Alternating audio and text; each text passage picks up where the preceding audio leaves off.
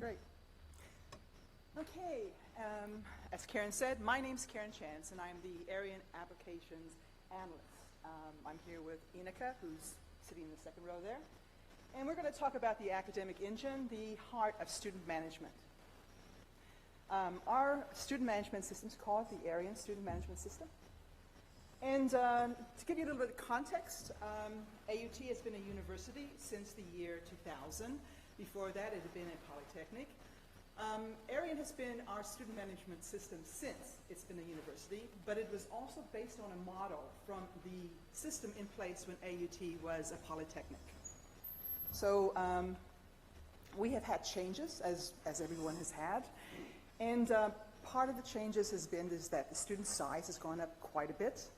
We now have many more students. It's not that students have gotten bigger. Maybe they have, but let's hope that they're better athletes for that. This diversity, there's lots of people taking courses part-time, full-time, different ideas of where they want to go from AUT, different ideas of what they want to achieve. The qualifications, we have many more qualifications than we did before, and we have a lot more different kinds of qualifications. Can everybody hear me? Okay. And the qualifications have become much more complex. We offer double majors, we offer different majors and minors, we offer majors combining different majors from different programs. We offer conjoint degrees. But one of the big things we have in our system that is a legacy from the previous system is that the focus is on enrollment. Our Arian system is focused on enrollment, and we have now changed our focus from enrollment to actual student outcomes.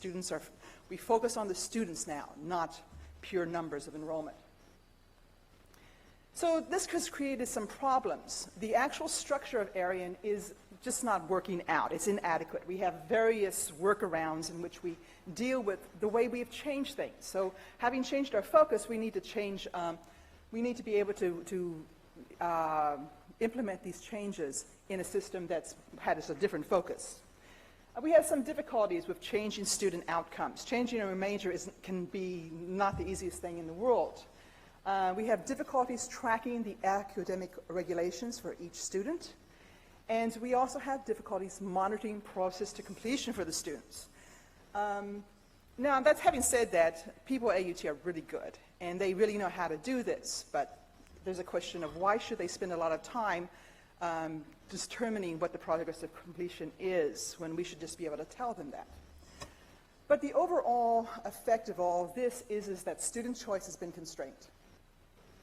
And when we want to give them choice, but it's been constrained by the problems with the Arian structure. Now here's a picture of the old structure. As you can see, class enrollments are the center, and everything revolves around it. Each hub, each part of the things revolves around the hub, has ties back. So all these things are kind of like tasks that are in and of themselves something we do. We do fees, but we tie it to the classes. We do assessment, and of course we tie it to the classes. We tie the class enrollments to an admissions application. So this kind of constrains our system as it is now. So the solution is the academic engine and study plans. It's the new heart of Arian. So what it is that we have a new enhanced way of entering the academic regulations and also individualized student study plans for each student. Here's the new outline of the system. In the center, we have study plans. Study plans are created from the components of the academic engine, which I'll go into in a few minutes. And everything revolves around the study plan. The study plan is basically a course of study individualized for a student. So the academic engine is a new way of entering the academic regulations. We build the regulations from components. The components are attached to each other and built up to become courses of study. And the courses of study are used to create student study plans. So the academic components we're talking about here are paper lists, which are basically lists of paper, completion requirements, and courses of study. And these are used to produce the study plans for the students. Here's an outline of how they fit together. As you can see, we have paper list and component list. I'll talk about component list a little bit later. It's a kind of a bit more complicated. These paper lists are attached to a completion requirement which has conditions. And then we use these completion requirements. It's much like Lego bricks. We just snap them together and create courses of study. Once we create the courses of study, we can use them to create study plans. And as you can see down here, the study plan has much the same structure as the original course of study. We have the study plans, we have the requirements that correspond to the completion requirements. We have the condition, which corresponds to the completion requirement conditions. And then we have the papers, which are attached to the completion requirements. Here's the paper list. We have different kinds of paper lists. We have a master paper list that kind of acts as a constraint on the kinds of papers you can put on a particular completion requirement. We have other paper lists, which are basically specializations such as major, minor, that kind of thing. And then we have elective paper list.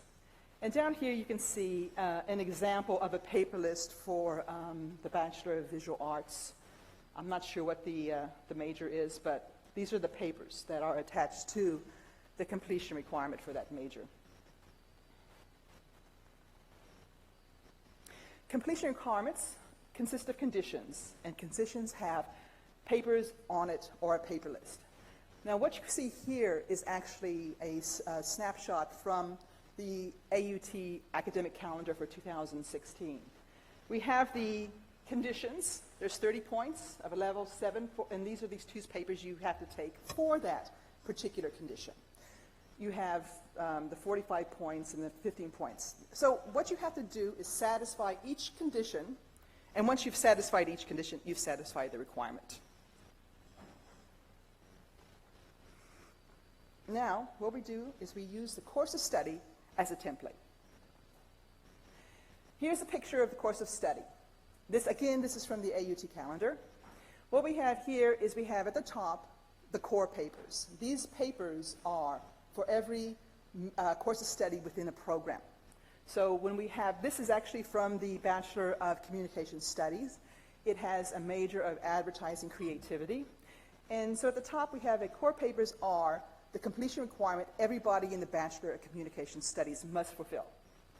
Here is the major, which we've just had a look at earlier when we were looking at completion requirements. And then we have a completion requirement for electives. This is just kind of an example of what could be the case, and it's not necessarily the course of study anybody's particularly using. So the study plan is created from the course of study. The student study plans are created from the current course of study, and changes to subsequent versions of the course of study may or may not carry through to student study plans. We'll talk about that in a moment. But what we need to do is also, one of the things that arose during the project is we realized that this actually might be quite complicated. And the complication is that with so many different majors and minors that we have, there might be very numerous permutations of courses of study.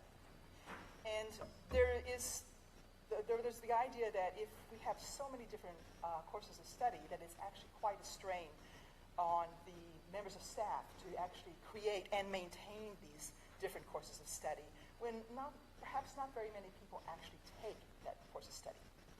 So one of the things we did is we came up with an idea of creating modular completion requirements that are basic stand-ins for a major or minor. These can be tied to a list of specialization. And that would be that we saw that component list earlier that I said I'd tell you about later. The modular completion requirement has a list of different specializations. So if you were doing, say, for example, a Bachelor of Communication Studies, and you had a list, you'd have a component list that consisted of advertising creativity, journalism, TV and screen, creative industries, and so on. And you'd be able to pick from them. We use these modular completion requirements to create configurable courses of study. And in that way, we can use different modular completion requirements to build different course of study structures. The single major, the major and the minor, the double major. In that way, we can defer the actual creation of the course of study until it's actually needed, and when the student actually wants this particular combination of specializations.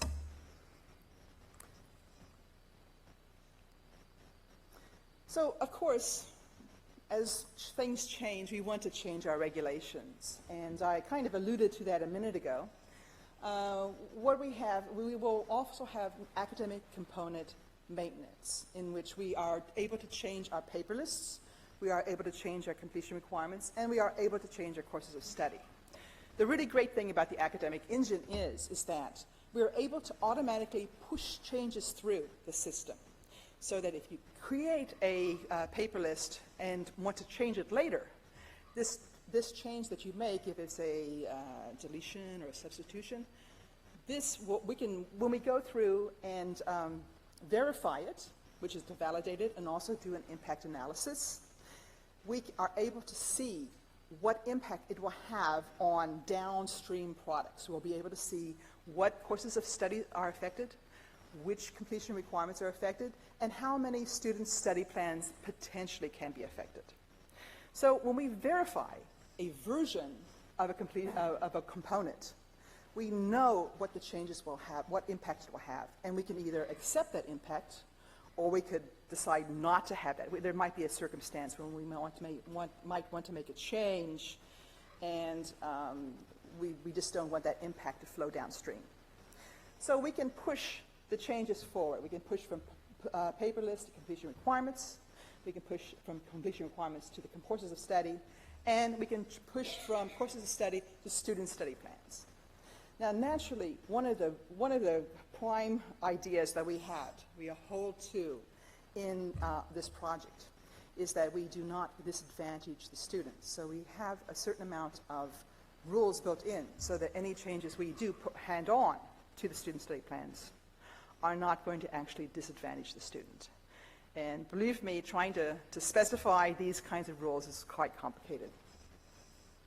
So we have maintenance, we have different versions, we have verify, and then finally, when we publish the completion requirements and the paper list and the courses of study, that's actually when the uptake takes place. Once a component is published, we can now use it in our building. Student study plans. This is an example, this is the same example we've been looking at, of a student study plan. Again, it's the bachelor's degree in communication studies, advertising creativity major. We have the core, just like we saw earlier in the course of study. We have the major and we have the electives. Now, what we see here is the course of study and the completion requirements and the conditions on the completion requirements. The papers aren't actually here. They're on another grid, and it would be kind of difficult to, I couldn't squash it down to fit onto the slide that well, so I thought that I would just describe it.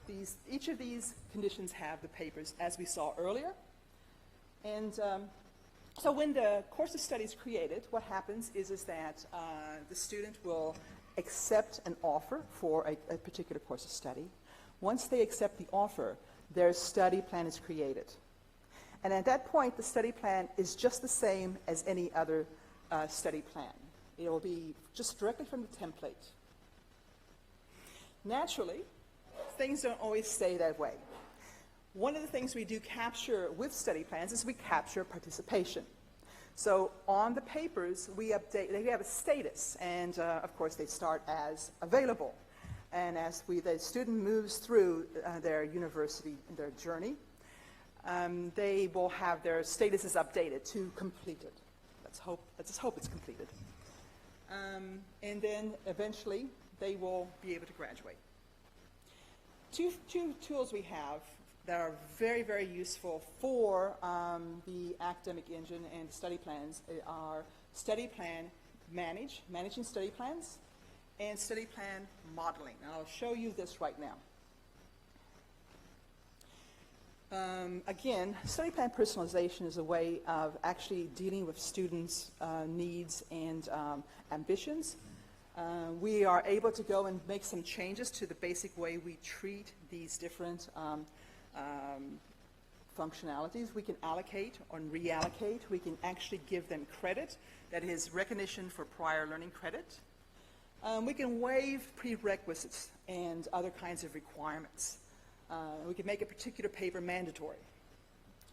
And very points exempt their kind of very high security level functions that will actually make some radical changes to the study plan. We can also change the course of study. And one of the great ways we do this is that if you remember when I talked about the modular completion requirements, we just use them again to be able to choose a different major, a different minor, or totally change the course of study structure within a particular program. If they want to go outside the program, they have to go back around the process again. We won't change their study plan based upon that. But if they stay within the program, if they want to change their major, change their, add a, say for example, another major, or drop a major, add a minor, we can do this easily with our study plan manage functionality. Now this is something that's really nice. We have study plan modeling, and this is kind of like the pinnacle of the project. Study plan modeling, as you can see here, we have a particular student, Piper. She has a study plan. You can have more than one study plan at a time, but by and large, people will only have one. I mean, most people don't want to bite off too much, do they?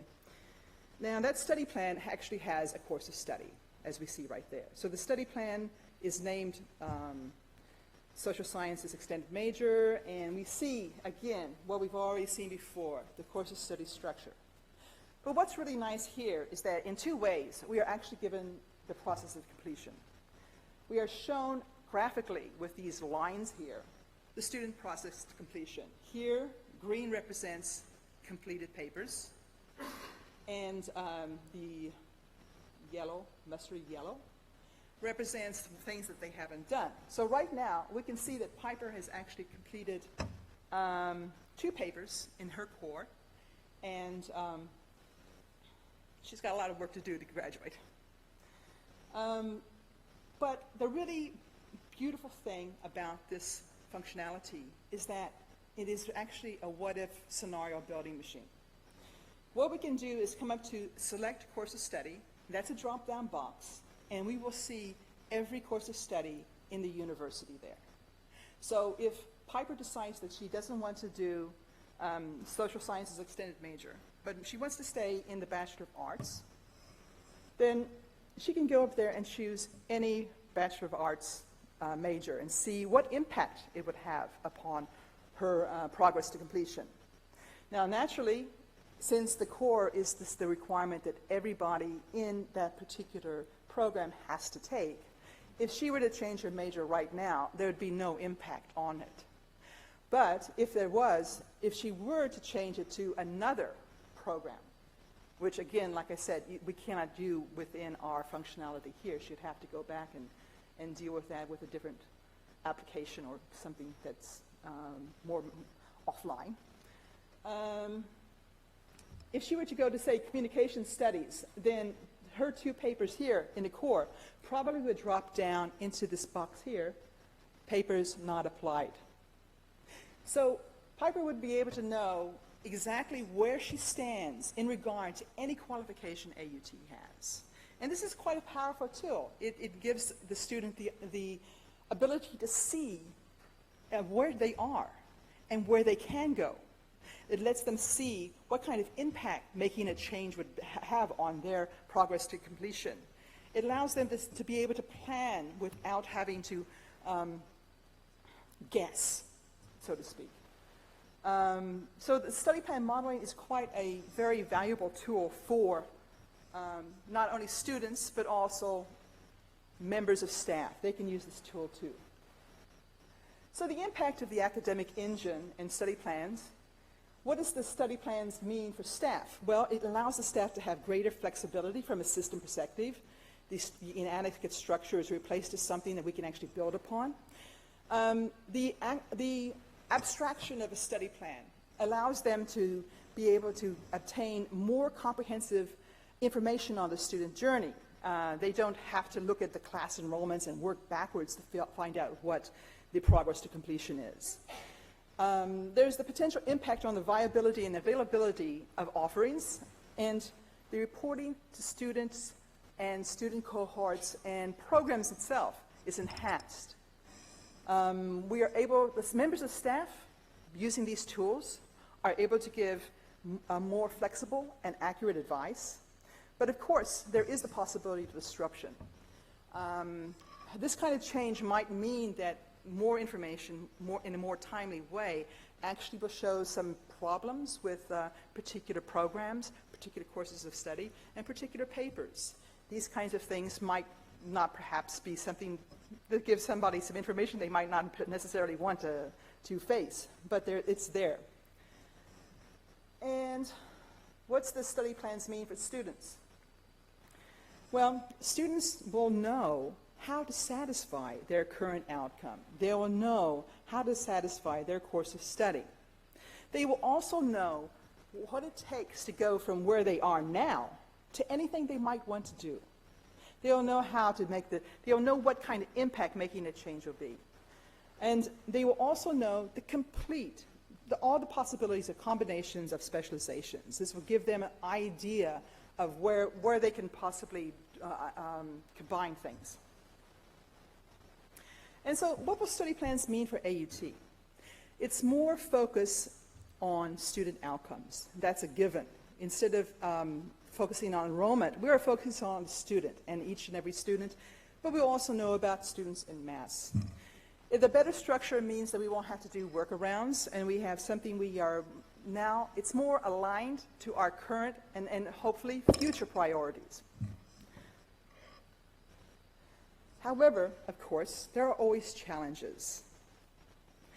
Of course, implementing such a comprehensive change to an existing system is quite a challenge. I like to think about it as whipping the tablecloth off of a said table and actually replacing it with another tablecloth. Of course, there needs to be buy-in from members of staff. We have been working through a series of user reference groups to get that kind of buy-in, to hear from the actual users, to understand their perspective, and also to show them where we have come and also take on board what they want to do. Of course, that buy-in needs to continue. And also there's the need for standardized naming conventions. One member of staff told me that ARIAN is quite flexible, and because of that flexibility, it means that different departments and different faculties can do what they want and have their own naming convention and do things the way they want. We'll have to change that. We need to have the standardized naming convention, and we need more cross-university planning and consistency of processes. We need to be able to come together and decide on the best ways of doing things, which of course needs the buy-in from the staff. And we also need to align our administrative activities. So that's basically a kind of bird's eye view of what the academic engine means and what study plans mean for AUT. Now, any questions?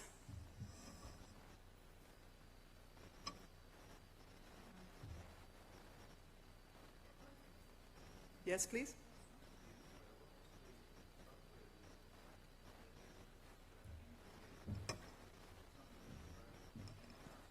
Yes, it's in-house. It's ARIAN.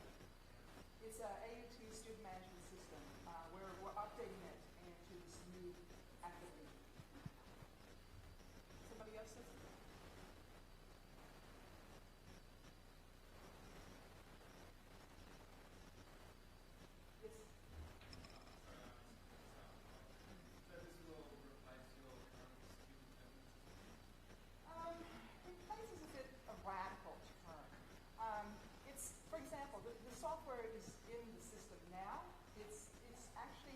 we built it so that it actually is kind of just eased into it. I know it sounds very ambitious, but it's actually done very well. We built it so that over time we can actually implement parts of it. And, but like I said, the system is there now. It's in the software with our release 20. So we have an end-to-end capability for the study plan. We just need to start implementing it. Yes, please?